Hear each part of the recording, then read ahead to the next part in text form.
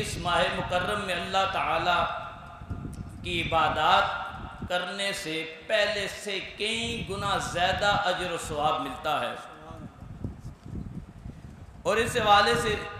سنن ترمذی اور ابن ماجہ اور کتب حدیث میں بھی یہ حدیث پاک موجود ہے کہ حضرت ابو ہریرہ رضی اللہ تعالی عنہ فرماتے ہیں کہ نبی اکرم صلی اللہ علیہ وسلم نے فرمایا ما من ایام حب اللہ ان یتعبد له فی من عشر ذی الحجہ، کہ سب سے زیادہ محبوب جن دنوں میں رب تعالیٰ کو عبادت اپنی پسند ہے، سب سے زیادہ محبوب ہے،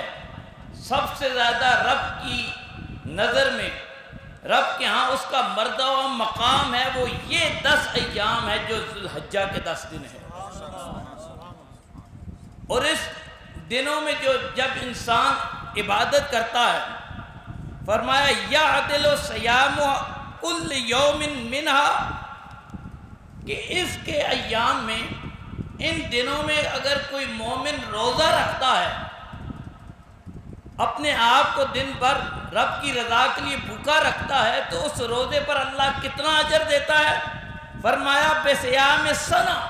کہ ایک روزہ رکھنے پر اللہ سال کے روزوں کا اجر و ثواب عطا فرما دیتا ہے۔ یعنی ایک دن روزہ رکھے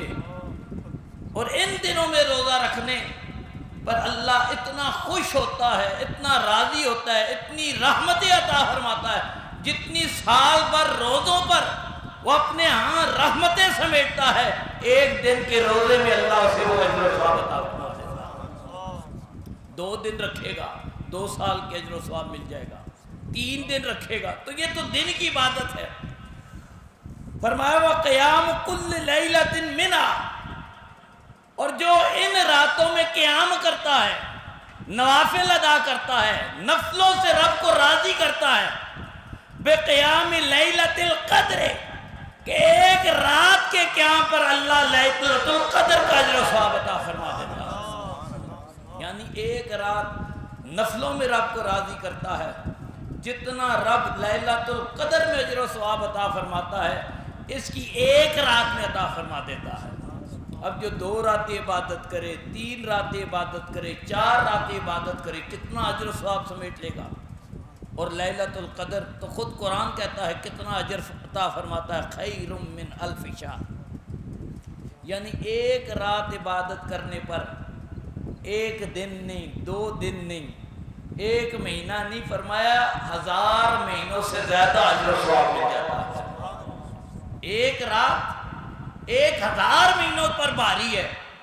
تو جو ان راتوں میں 10 جو ایام ہیں ان میں عبادت کرتا ہے، تو رسول اللہ فرماتے ہیں اللہ اسے لیلۃ القدر کی رحمتوں سے مالا مال کر دیتا ہے۔